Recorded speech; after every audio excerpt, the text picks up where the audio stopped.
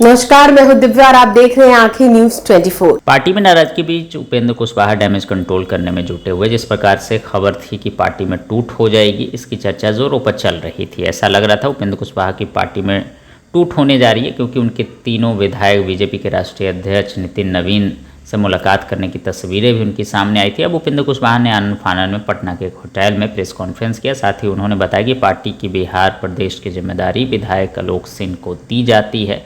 मतलब बिहार प्रदेश के अध्यक्ष आलोक सिंह बने हैं। आरएलएम के अब वो प्रदेश अध्यक्ष होंगे बिहार में। और उपेंद्र कुशवाहा ने क्या कुछ कहा, सुनिए इस वीडियो में। प्रदेश में चुनाव, विधानसभा चुनाव के उपरांत पार्टी के संगठन से संबंधित बिहार इकाई को भंग करने का निर्णय हम सभी ने लिया था और उसी वक्त यह बात कही गई थी कि अगले कुछ दिनों में फिर से पुनर्गठन पार्टी का कर दिया जाएगा। तो पार्टी के पुनर्गठन की बात अभी आपसे करनी है, इसीलिए आप सब लोगों को यहाँ कस दिया गया। जो पुनर्गठन अभी किया गया है उसके अनुसार प्रदेश अध्यक्ष सहित और भी कई पदों पर मनोनयन हुआ है, जिसकी कॉपी आपको दे दी जाएगी। नाम ज्यादा नहीं है, इसलिए सुन भी लीजिएगा, कॉपी भी दे दी जाएगी। जिन लोगों के ऊपर जवाबदेही दी जा रही है, आगे का विस्तार वही लोग करेंगे। साथ ही साथ पार्टी का विशेष सदस्यता अभियान भी अब चलेगा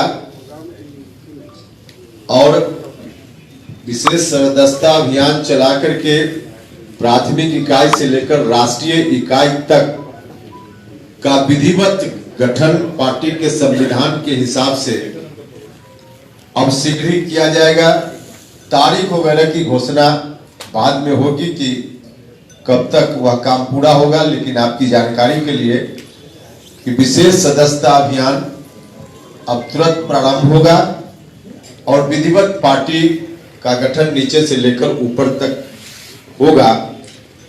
तब तक यही कमेटी काम करेगी, जो राष्ट्रीय कमेटी है वह भी, और प्रदेश में जो अभी जिसकी घोषणा कर रहे हैं उसके अतिरिक्त जिलाध्यक्ष या राज्य इकाई में या विभिन्न प्रकोष्ठों के गठन में, मनोनयन में भी यही लोग करेंगे, विस्तार देंगे। तो इन लोगों के ऊपर यह जवाबदेही सदस्यता अभियान विशेष चलाने की और पार्टी की इकाई को और आगे बढ़ाने की इन्हीं लोगों के ऊपर फिलहाल जवाबदेही दी जा रही है। जो तय हुआ है उसके अनुसार आपस में कई दौर का विमर्श हुआ। तमाम विमर्श के बाद जो अंतिम रूप से तय हुआ है उसकी जानकारी यही है कि श्री आलोक कुमार सिंह जी, माननीय सदस्य विधानसभा, इनको प्रदेश अध्यक्ष पद की जवाबदेही दी जा रही है।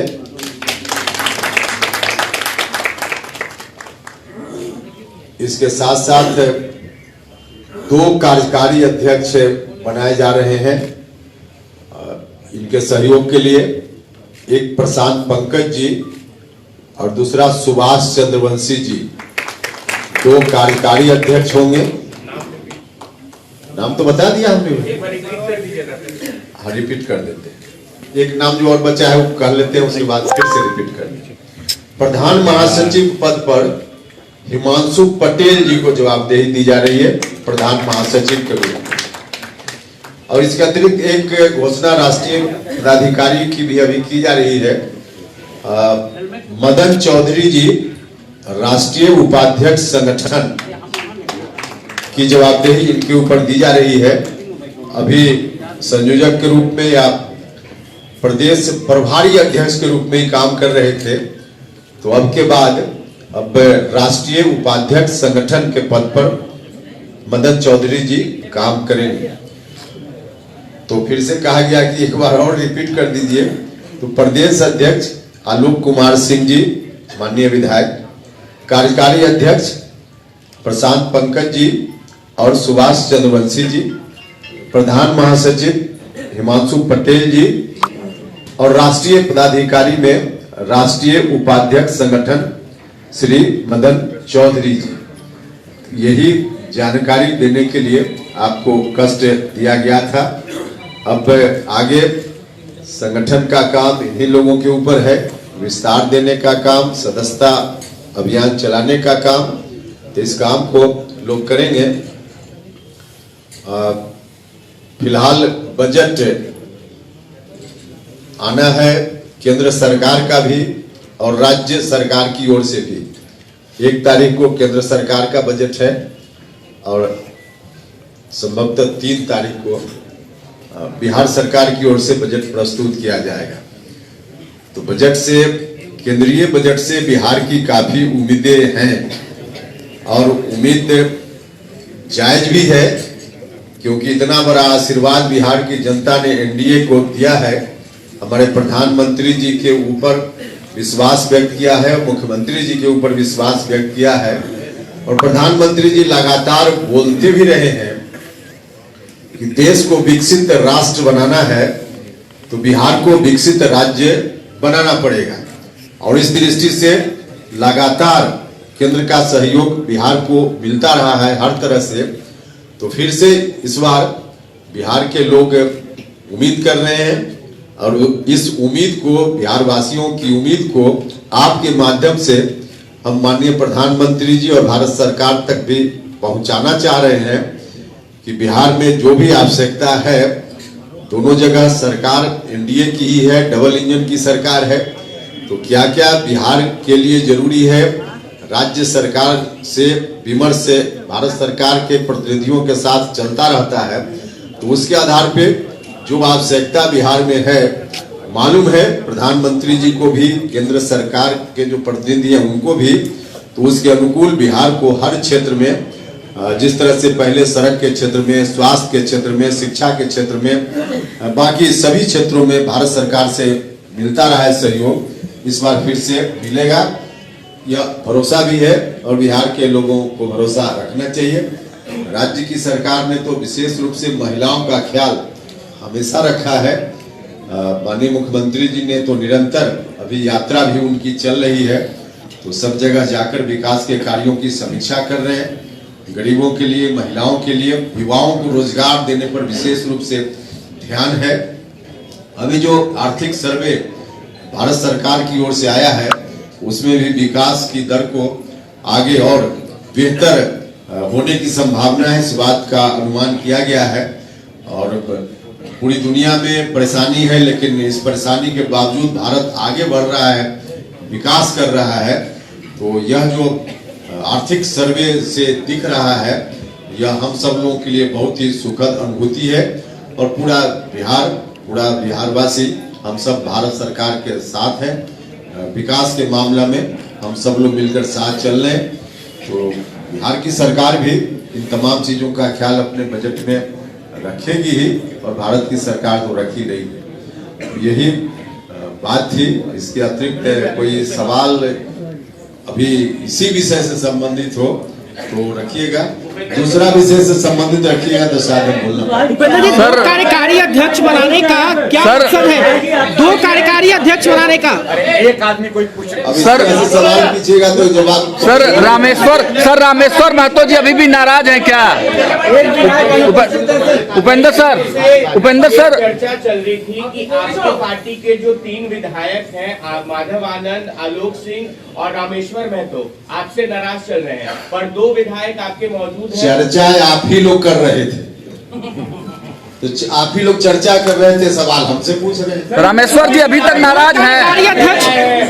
विधायक दल की मीटिंग है। चर्चा हम लोग ने, आपके विधायक दोनों बगल में, दोनों नाराजगी भी जाहिर की थी। रामेश्वर महतो ने तो कई बार पोस्ट भी किया है।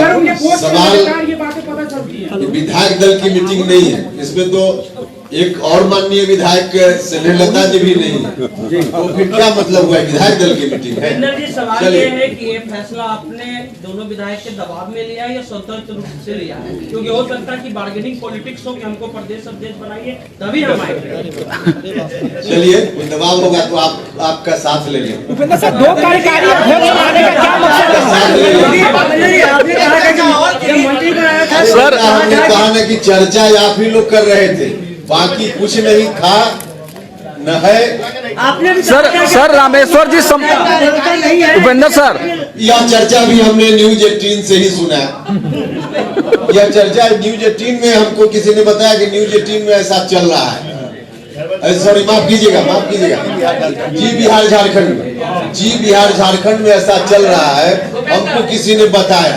अब बताइए, हमारी पार्टी में क्या है नहीं है, मीडिया में खबर चली, हमको पता ही नहीं। सर रामेश्वर महतो जी अभी भी आपके संपर्क में है क्या उपेंद्र सर? दूसरे विधायकों में भरोसा नहीं है, इसलिए आपने अपने लड़के को मुख्यमंत्री बनाया था। चलिए, कहा ना, भरोसा हो गया। इस सवाल का जवाब तो हम दे दिए उनके प्रश्न के। सर रामेश्वर महतो जी आपके संपर्क में है या नहीं सर? लोकसभा में आप मोदी जी 14 बजट पास कर रहे हैं और यहाँ पर पत्रकारों को जो मुख्य प्रधानमंत्री द्वारा सुविधा मिलती थी रेल में छूट के लिए, वो उन्होंने गायब कर दिया। आप इसके लिए जो कहिए कि यहाँ पत्रकारों का कहे आप लूट कर रहे हैं जो सुविधा मिल रही थी। पत्रकारों की एक समस्या के बारे में आप बता रहे हैं, इसके अतिरिक्त और भी कोई पुरानी बात या नई बात जो भारत सरकार से अपेक्षित हो, पूरी सूची दे दीजिएगा, सब हम भारत सरकार में प्रधानमंत्री जी तक पहुंचा देंगे। आखिर न्यूज़ 24 देखते रहिए, 24 आवर्स देखते रहिए और दुनिया की अच्छी और सच्ची खबरों से